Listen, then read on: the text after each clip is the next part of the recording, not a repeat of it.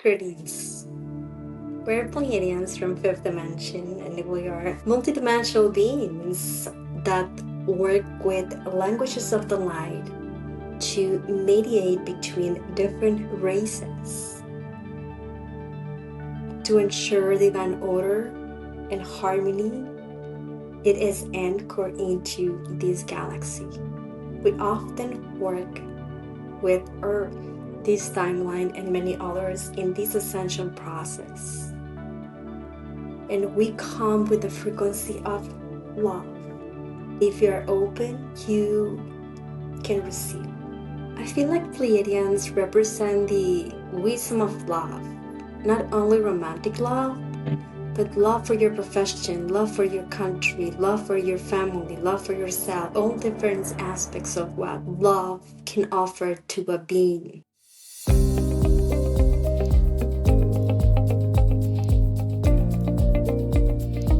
Welcome everybody to our soul communication episode.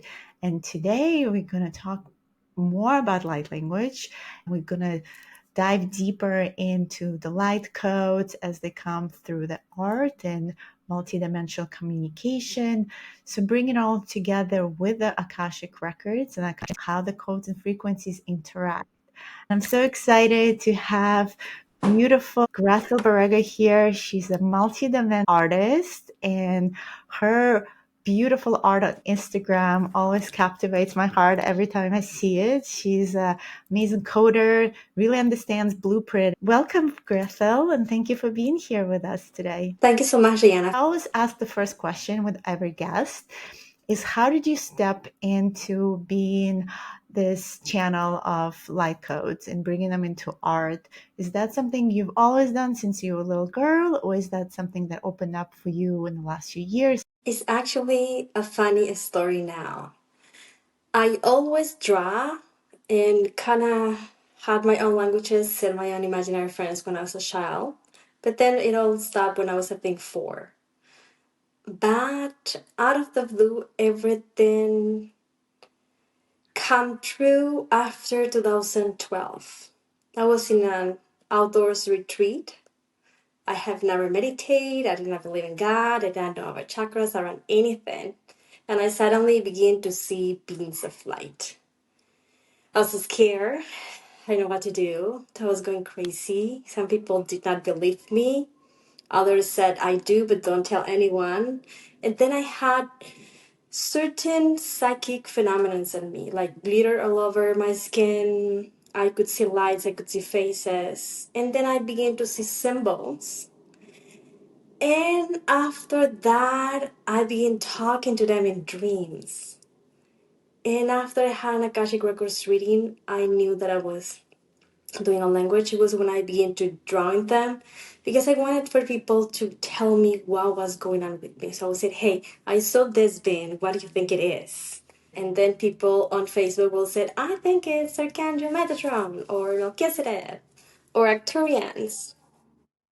Mm-mm. And then I will talk to them in a type of trance in between dreams. But then when I woke up, I didn't know what I was saying or what they were saying to me. And it created confusion and curiosity. And it was when I began into this spiritual journey, like looking for some answers. Like, what do they know me? Why do they wake me up? What do they want to? I think I began drawing them at 2015. And then I realized I was seeing auras and guides. And then people, my friends said, hey, can you draw my guides and my aura, right? And then I said, okay, we'll just donate something because the paints are expensive. I began doing that in watercolors. And then other friends want it, and then their friends. And then we realized I had a second job. And then one day I said, what the heck? I'll just quit and I'll just do this full time. Because people begin to tell me, you have to go professional, right? You have to charge. You cannot keep doing this donation. And then I think I went professional when I was asked to do images for a book the first time. I said, okay, this is a door that opened for me when I did not wanted it.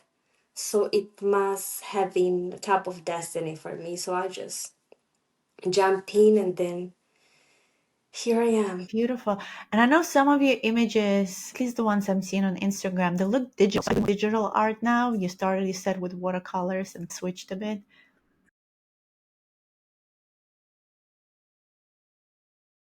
Yes. I think it was in 2019 when I began working on the book. I was requested to do 88 dragon codes for a kid's book on China. But then the images did not go to the quality that they needed.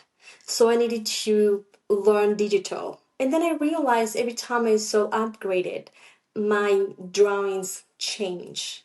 Every year or so, if you observe my drawings from when I started, every once in a while they would change in the style. And I just go along the way because I never study or anything. I just learn by practice. And then I began teaching them because a lot of people, when I understood what I was doing and when I was able to channel them through the image, I realized that the image will represent a soul sad or upset or a type of abuse or a type of message or magic tool, right? Like a candle or a wizard wand or a crystal or a ship. And through the image, I begin to channel the message, and then I begin channeling. And then I began teaching because I said, why don't we all learn how to do it on your own, right? That you said, okay, I will just do my aura, I will just do my code that I need, because I think light language is the language of New Earth.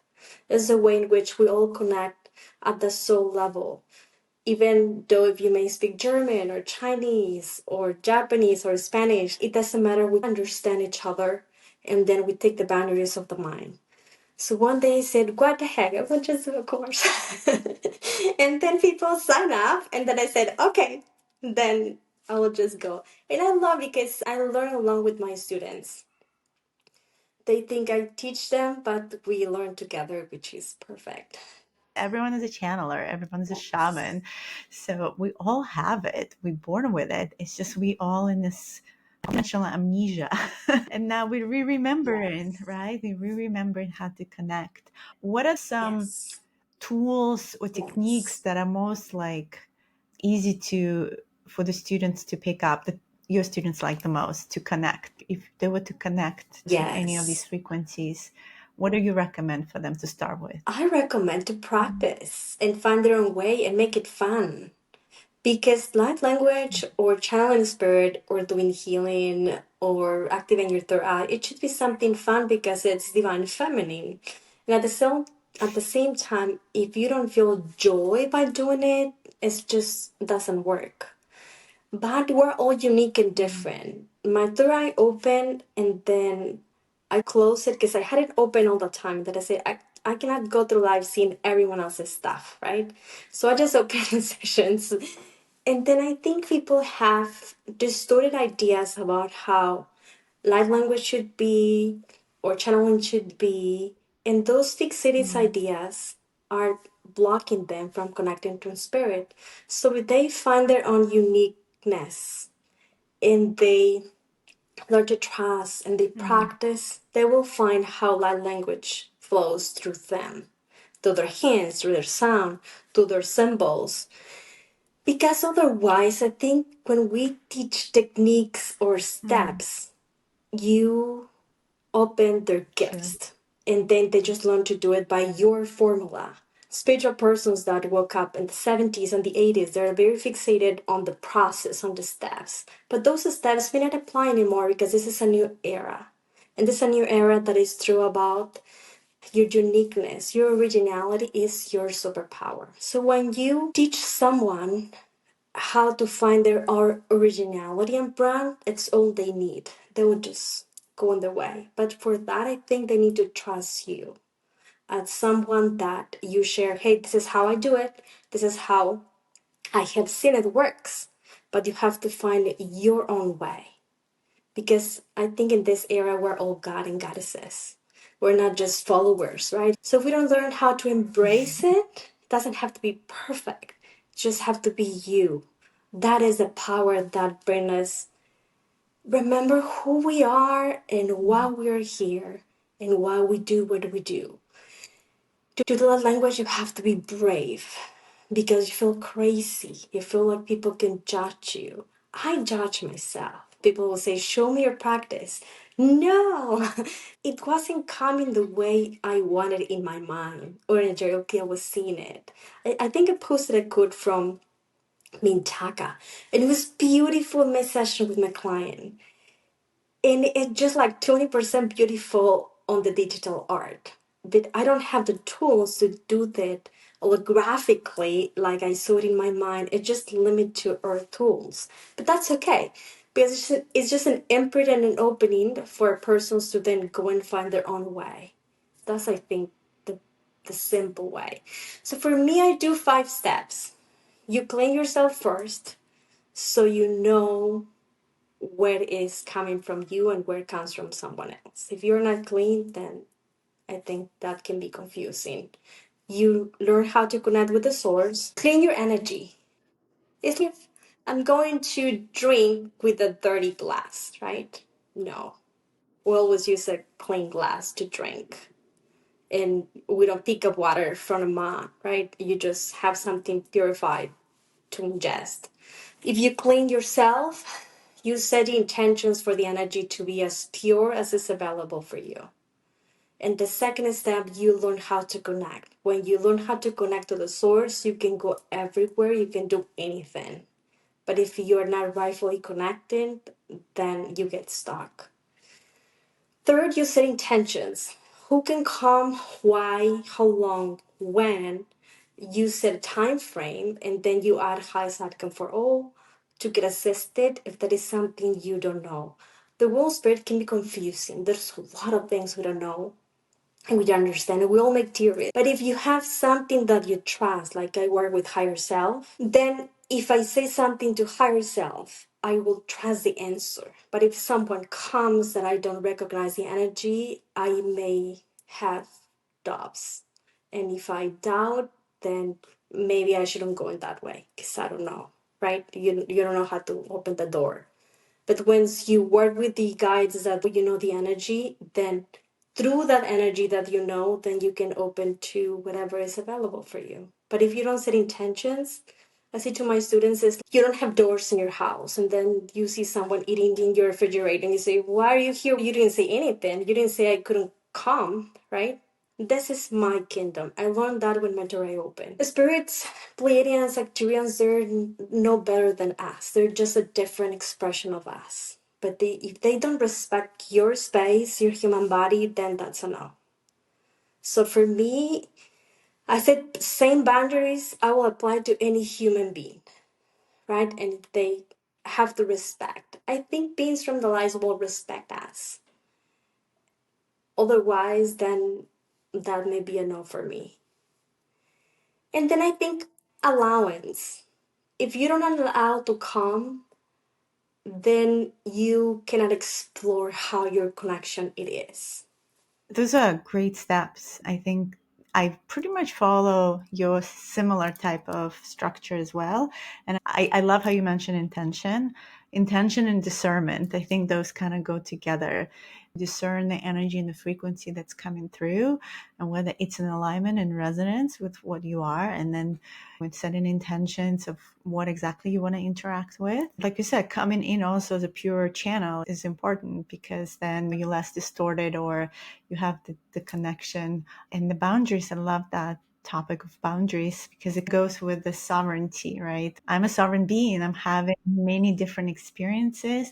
This is another experience here on earth. I'm a divine instrument and I'm allowing to interact with various frequencies, but through my instrument. This instrument is here to resonate a certain music and symphony, but maybe there's some frequencies I don't want necessarily to play on my instrument, and I have all the right, the free will here to say no to that.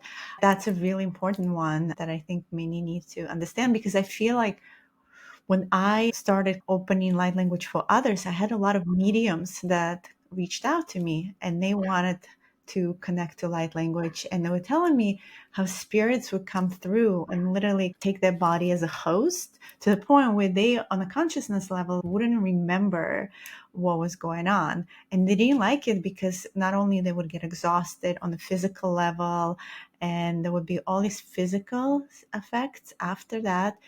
Just some of them got to a place where they're like, I want to be connected to what I'm channeling and not disconnected. Light language is really beautiful that way. You are conscious, and I think you are at the driver's seat with it. Even though sometimes it feels like you're not, but you are. Like the more those of us are more practiced, we are at the driver's seat always, and at any point we can stop it too. Not setting intentions is like going to eat and not ordering anything, just waiting for the waitress to bring whatever they want to.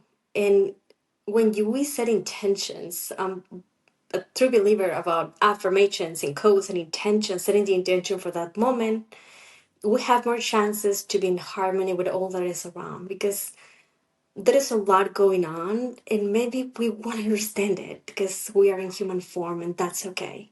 But setting intentions is saying to God source, this is what I want. And then part of having this sovereignty, knowing what are your yeses and your don'ts. I channel reptilians because the client needed, and I'm not drawn to mantis or spider beans or ant beans. The kind of insects for me is just no thank you. But I do it sometimes if the client needs it at a level that I feel comfortable, like from higher self to higher self. If I'm doing a session and then a dead person comes, I don't connect with a dead person. I connect with the higher self of the dead person. So setting intentions is saying yes, but if this and this and this. If don't, then you get anything. I remember that I had a client and she wanted a session because every time she would do a live on Facebook, people began to tell her that she was channeling darkness. And then I said, okay, what do you do? I just put live and then do the light language. And then I said, hold on, you don't clean yourself, you don't meditate, you don't set intentions, you're just open for whatever. Yes. Then I said, no, you should create a process that feels good for you so you have more chances to get what you order. Because even if you go to a restaurant and order your favorite food, you may not like it, and that's okay. But you have more chances to have a pleased experience than if you didn't order what you know you like. Which frequencies, Grethel, you interact with the most? Because you mentioned you don't like mantis beings or necessarily reptilian beings. Possibly I heard you once channel Arcturian, which I would love you to channel at some point today. I have my favorites. I love Mary Magdalene. I love fairies. I love Pleiadians. I think Pleiadians is my favorite. I love Arcturians and Sirius. Once in a while, the other day, Antares come and I said, okay, come in. And I like it. Sometimes I explore a race that I haven't channeled just to see if I find resonance with it. Mm.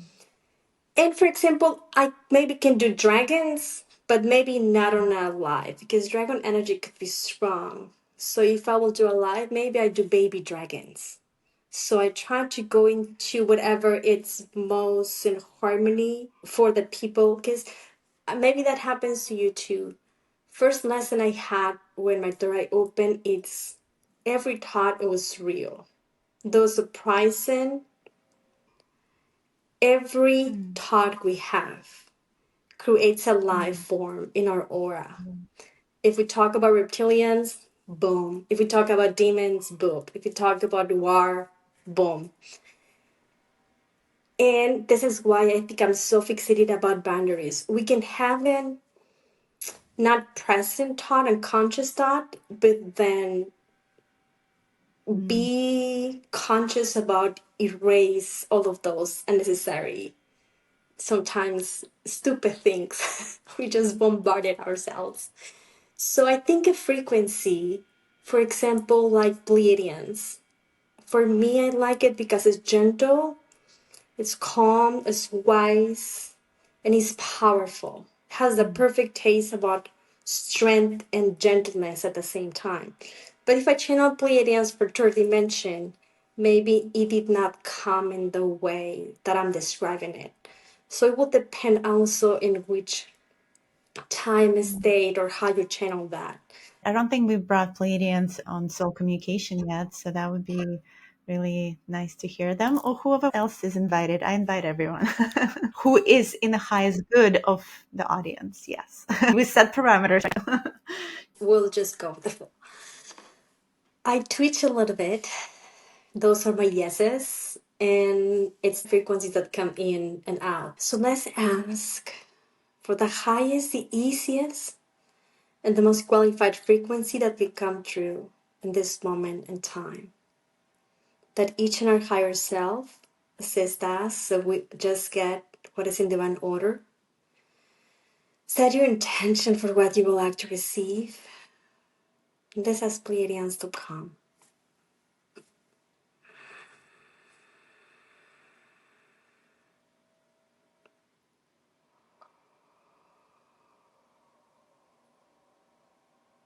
Greetings. We're Pleiadians from fifth dimension, and we are multidimensional beings that work with languages of the light to mediate between different races to ensure divine order and harmony. It is anchored into this galaxy. We often work with Earth, this timeline, and many others in this ascension process. And we come with the frequency of love. That if you're open, you can receive. Leah, Ledia, Nerese, Baki, Nekia ko, Tesekinea, Bakia sede, Tiria sa nekia ka. Neria sake, Tesaya yana, Yalai say di isa ape. Heviana, Tasu ni iti ishnea. Nedia sakatera kone mare kiki, Nai say ya, Hali, Hala, Nedia sa, Halturu, Disakinia. Nedia isaki, Gabato sekine kera setinie. Be open to receive into your heart space what is available from you now. A love infusion. Nihasa hakike tasakiniara to humean yaniase. Hali tu asetivai kinekia tasatako tikiane. Breathe in and integrate. Breathe out and anchor this love frequency. Transmission complete.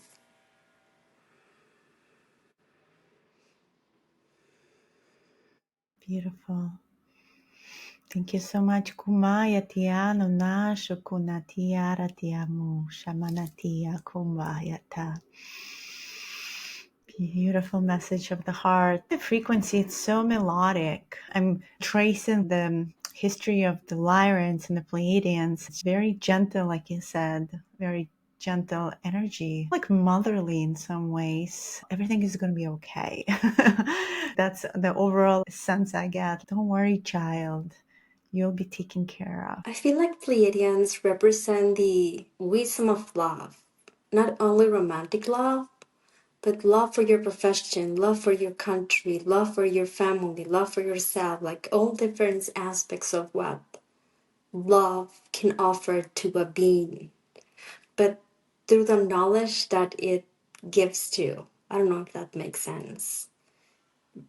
Sirens and Venusians, like for example, were like a different expression of love. But in Pleiadians, it's about thinking what I'm feeling or feeling what I'm thinking. It's this mind heart connection. I don't know if that makes sense. Like they're mental and then trying to ground love too, but always how was the process, right? Especially as a star seed. What do I need to do? Do I need to go vegan? Do I need to exercise? Do I need to go into immersion? Access Islam. What was the process that took me to that love expression? I don't know if you resonate. Yeah, for sure. And I think there's that message that I'm hearing there is also of self love. It is important to take care of yourself, to be that vessel of light and love, to ensure it has that capacity and spaciousness for it. So you also have to prioritize yourself. There's a process there of creation of that space, whether it's to go for a run or to sit and meditate or create that space for contemplation and feeling. Otherwise, in the 3D context, much in the go-go society, that does not create that space. So I'm curious from your visions, because this came up on the last podcast in terms of this ideal society and future society. I feel like maybe what I'm tapping into, that in the Pleiadian system, they leave a lot of space for contemplation and spiritual development.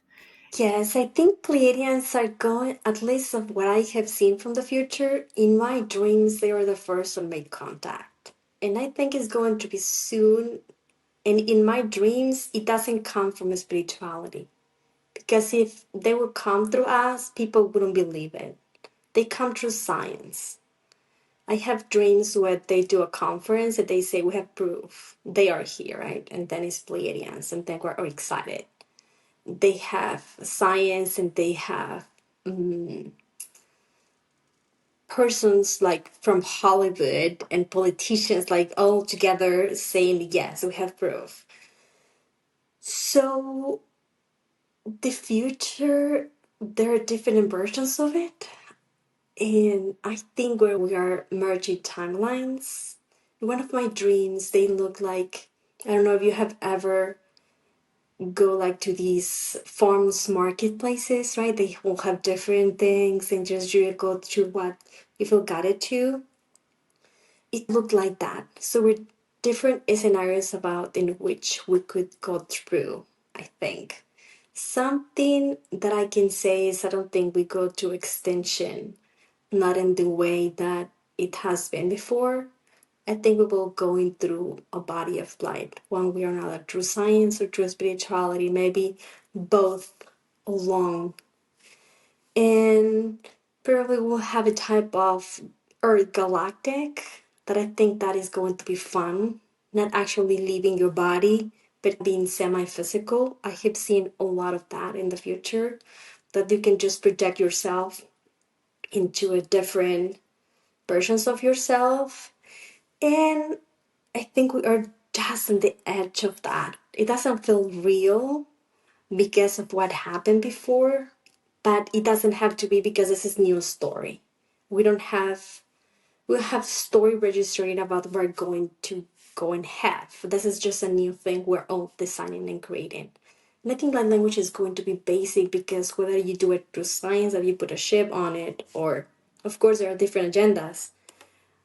But spirituality and spiritual language give us the opportunity to go and learn telepathic communication with another human, right? Sometimes I do have images that 2 days ago, two friends that I have, in my dreams, they sent me an email. So for me, there was a thought, they were thinking about me, but they didn't reach out to me, but they thought they would. So I say, hey, that you connect with me. So we're starting to do all of those magical things. I think it's a practice to be able to incorporate other aspects. And Pleiadians, it feel like our fathers because I think we have our template, like an image of God. They're our semi-gods, kind of. Because other aliens may feel too alien. And sometimes you don't resonate. And you can see that in a channeler that maybe feels like a bit of lack of empathy, like fear doesn't exist or something that you said, or what's going on. If it's too alien that do not have lives on Earth, you don't sympathize of what we can go through. So I would say that Sirius and Pleiadians are the most closest ones, even though we do Arcturians, and stuff. But I remember being a Arcturian, and it wasn't that funny. People think because I think we have a fantasize about this better playing this, but it wasn't because I had no free will. We were a group, and we couldn't do anything original. We had no name, no anything. We just were like bees, like a consciousness, a group. So I remember when I died, I said, I don't like it. I don't like it. I lived 700 years. I didn't learn anything. It was so peaceful. It was so love. It was so connected. It was disappointing for me. And then they said, okay, go to Earth. And I say, yes. You came to the party where you get to learn really quickly with its challenges, but absolutely, I think you nailed it. It's like that hive mind mentality.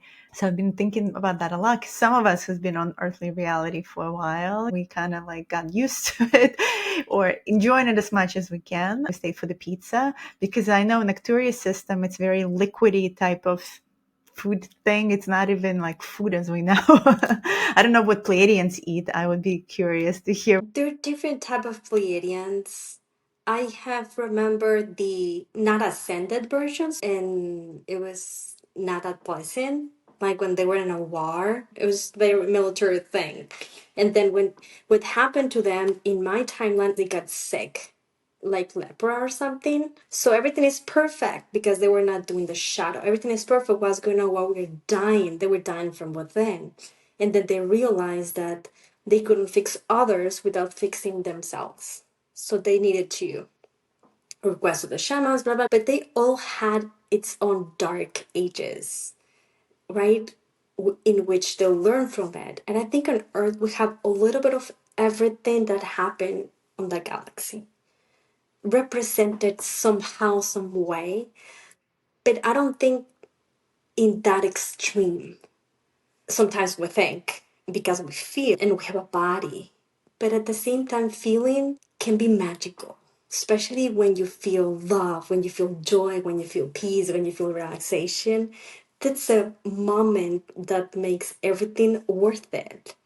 And I remember that when I came as a Pleiadian, we couldn't feel. We were like in a video game. You could be man, woman, anything, but just into an experience that you would project yourself because you were connected to the source, but not feel anything at all, right? Someone could have a life or be taken, like you wouldn't feel empathy at all because lack of feelings just thoughts. I remember when we saw animals and like primitive humans that were, I don't know, maybe having a fight for food or for something. It was just like, I want that experience where you don't know what you do, you just go for the experience. So it doesn't make sense because we feel and then we have suffering and a lot of things. But I think at the spirit, it makes sense. And then this is an history that came to me because I read it, and then it represents, I think, the journey we have on Earth. There's an opera of Faust. And then in this opera, he wanted to explore the world, right? This is a story. It's completely fake. And he requests the demon to make him powerful. I want to do this and know and be rich and beautiful and have a lot of women. So then the demon says, yes, we're going to do a love agreement. You're going to have everything you wanted. But when you find someone you wanted to ground yourself, your soul will mine. So this person did anything he wanted. But then when he found the perfect place that it was paradise, he went because he had nothing to learn anymore. So I think this is what happened to us on earth. We have experience, we grow, we multiply, we learn, we fall, we rise up, and then come in different versions of ourselves. But then when we don't have anything to learn from that is exciting, then I think we go to the source. And it's not that our soul is going to be taken, it's just we go part of the one without a personality anymore, but more like a consciousness that can create everything. I think what we're trying to say is like giving the opportunity to actually do whatever the heck you want because you actually have more power here and more flexibility in creation. I don't know if you have that experience. Maybe I'm connected to these higher dimensions and my past life memories. Like there's level of responsibility and seriousness that I carry. I know in my blueprint, sometimes I have to nudge myself to go and be silly because I'm always sometimes so serious and I take a lot of this weight on my shoulders. I have sometimes these moments where I'm like, don't be so serious, seriously. The fear is actually at the greatest in the laughter and go into don't be so serious, just have fun. Because the Lyran self or my Andromedan self is very like, ooh, we have to move this needle of ascension. We got to do this. We got to do earth grid work. We got to do this, that. So always like this doing, being, but it's like this responsibility. And then the fairy is like, just don't worry, just have fun. I'm trying constantly balancing that equation. Like being an adolescent, your mom and dad still pay for everything, and you have a type of liberty, but not quite to do everything you want to. But you still have someone to back you up. But when you are in a higher dimension, it's like you are the mom or the grandfather. No one will back you up. This is probably one of the hardest thing about being an adult is you're on your own, right? You may have people, but you have to do the things. But when you are a child or when you are a teen, you can still mess it up and it'll be okay because you have 18 or 15 or 14. So you don't always do what you should because sometimes it's fun to do all the things that you said. It's okay, mom and dad will fix it. And I think this is what the higher dimensions represent for us. They kind of make sure we don't go bananas, right? And destroy everything, but at the same time give us a tap of it's gonna be okay, right? It will fix it, right? Has to go through or something.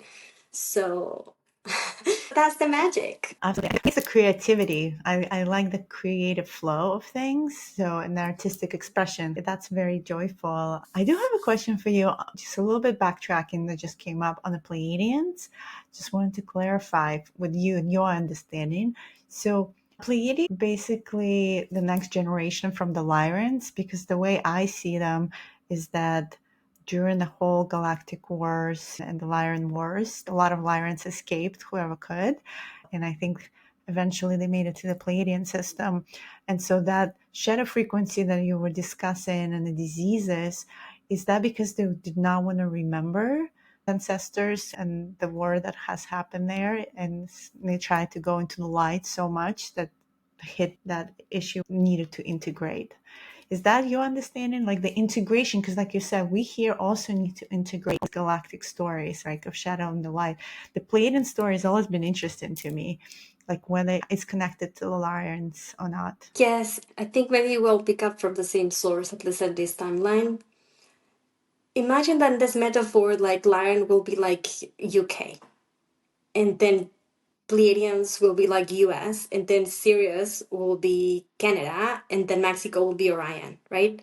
So they have this thread of being connected, but also being so different. My Pleiadians look to me as if they wanted to tell everyone we're the new leaders of the galaxy, we're going to tell everyone what to do. But they were all different versions of Lara. So probably the Orion was the one that gave themselves the permission to be messy with witchy and spells and wars and controlling, like kind of Mexico could be like this magical place, real, but at the same time, a lot of things happening going on. And then you have this US full of rules. I'm from Mexico, Mexico and Venezuela. I have lived in three in Canada, just a little bit, in US and then in Mexico. I remember that Canada was so light and pleasing. Sirius represent to me freedom. It's just like more free, more light, and more creative. It's just like more tribal. I don't know. Depends because we have the water and then the lions. They have all different versions. But then Pleiadians before the ascension looked to me as if more rule and we're gonna tell them what to do. In my Akashic records, when a planet was destroyed, it's like the Hiroshima and Nagasaki disaster. After that happened, everyone wanted to make peace. No, we shouldn't do that anymore, right?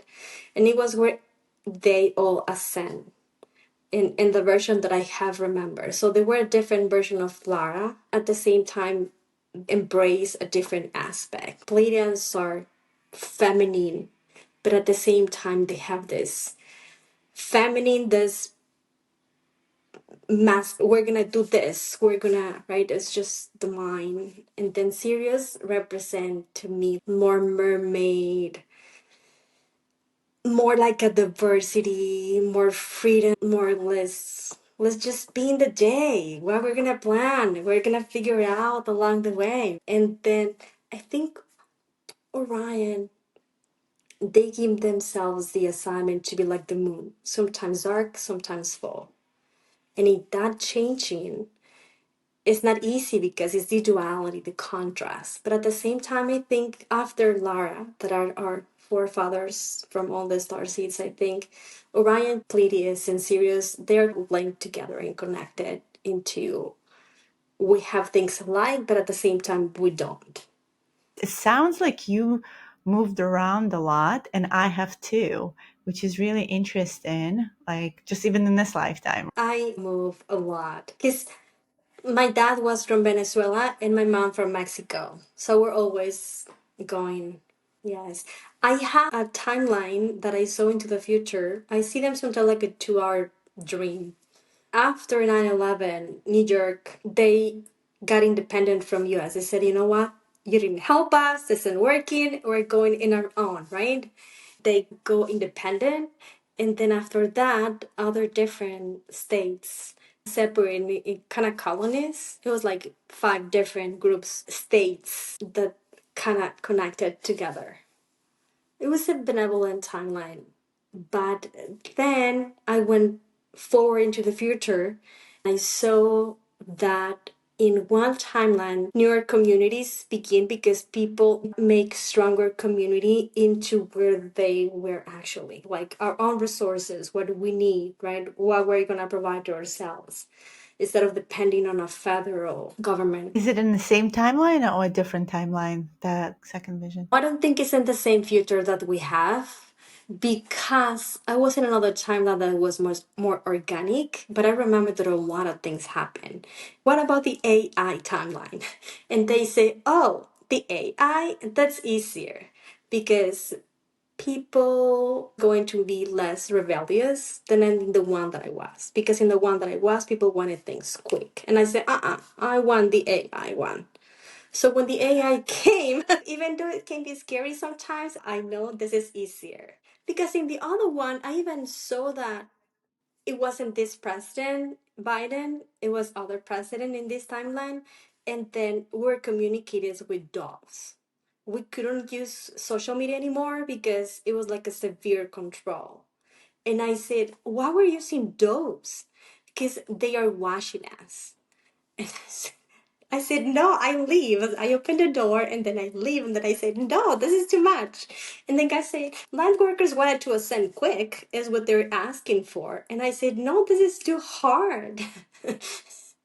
And then there were other options, right? And then I said, what about the AI? And then I said, the AI, people submit a little bit to the control of the government, but it's easier because people don't get rebellious. So it was like a less war going on. I said, okay, I want that.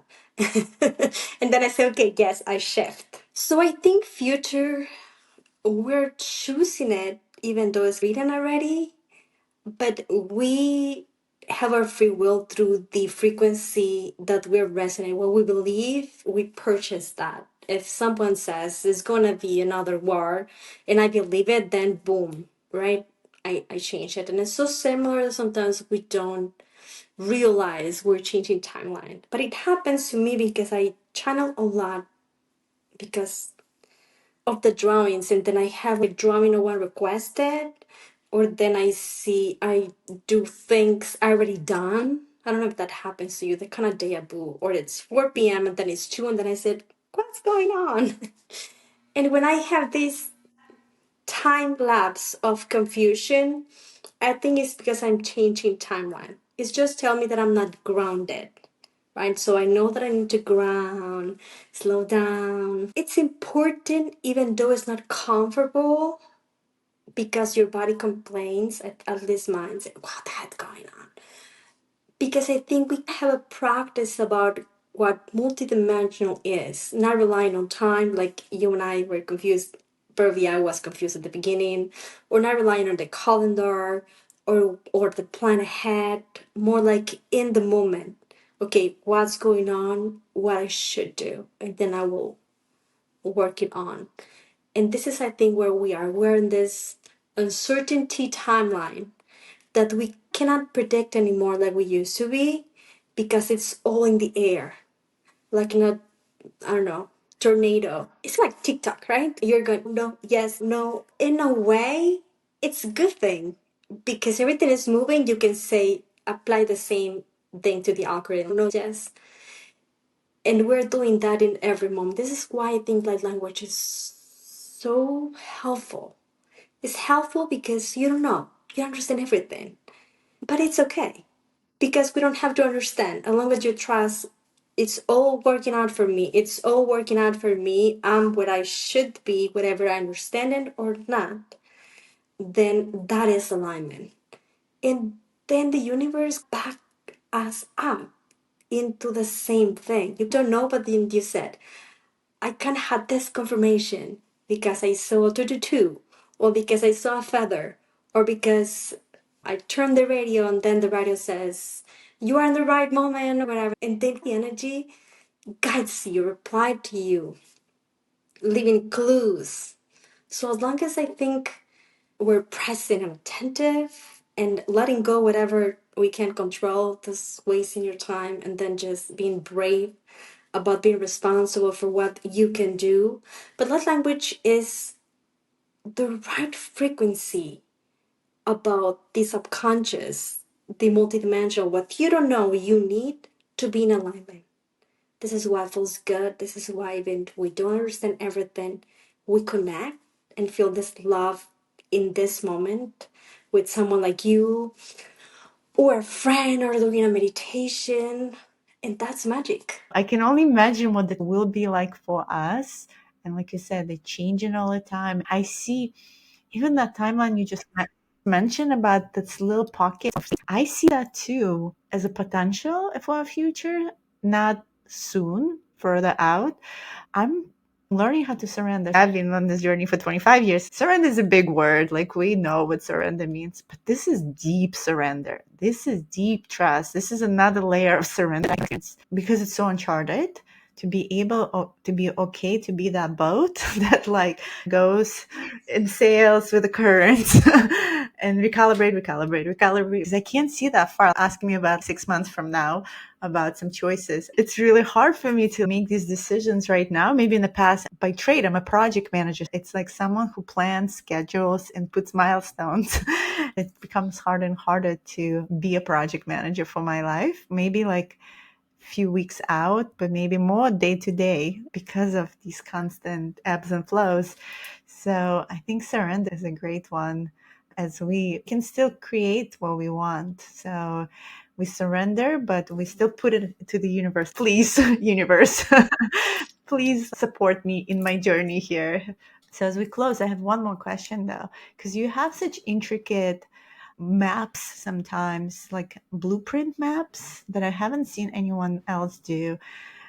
Are they communicating to you, those like consciousness maps? How do those usually? I love them. So they resonate for me. Thank you. I can do one for you if you want it. It's a gift, right? Feedback. When I begin doing the drawings, I remember that I was doing just angels. I was so scared to do anything else. And I remember that Archangel Raphael says, everyone that requests a drawing, just give it to you. You don't need to ask for money, you get all you need. And then he gave me a bunch of selenite crystals, right? And I was just like signing a contract. The soul maps, I think the spirit guides hire me and then humans think they do because sometimes they have it in advance and then I don't know for whom it is and then I just wait for someone to request it and then I said, oh, I remember. Is that when I see a person, the aura that I see is not like of colors I see in images and slides, like PowerPoint slides. So for me, it comes into symbology, comes and go and comes and go. So I put everything into the soul map. And then I choose to put the meanings for people to understand And I think a soul map, it is the blueprint, but to the oversoul level. Like where I am, my higher self, my spirit, my soul, other aspects of me, soul aspects. Sometimes they look like they have portals, or very galactic, or very heavenly, or crystalline. So it's reflected into a subconscious imprint, as if I took a picture of what guides show me that they do energetically, and then I just imprint into an image the best I can. So they have them and then can get constantly activated. And then the image will have encoded messages that I don't bring on it, but then people said, hey, this is this or something. Magical things happen with my drawings. Like, for example, once someone wanted for me to do Mother Mary. And then I did one of it was shrink it. And then the drawing is going to give a gift, but the person had a pinky shrink. And then she said, unbelievable, right? It's just like the same shrink pinky that you draw, and I didn't know that. Or sometimes I draw Pleiadian and then they are dating someone that just looks like the drawing I did before. It happens to the drawings, and then it happens to the codes. Sometimes the code will reflect something, and if it's something dark, I redo it and do it and do it until it looks harmonic, especially the twin flames. Sometimes they don't look at each other. He will be like that, and then she will be like that. Or sometimes one looks like crying or being whole or upset. Or, yes, so I have to do them again and again. I think the codes are imprints, kind of like pictures in the astral that for me look like symbols. And when someone read me that I do a reading exchange, they begin to see symbols too. So it's how I understand the light. For other people will come in a different form, and that's okay. And then I do blueprints on it. Like the blueprint, I feel like, for example, I did that one Antares blueprint. That's just like a picture for that soul extension. But in the soul map, I do the wholeness of you. Thank you so much, Grethel, for sharing your wisdom with us and being with us today on this podcast. And check out the links in the description for Grethel's Instagram so you can see her beautiful work and her website, and reach out if you want customized paintings and work by her, and keep connecting. Beautiful. Thank you so much. Thank you so much for having me. Appreciate it. Thanks for watching. Click on one of the videos below to see our other episodes, and don't forget to subscribe.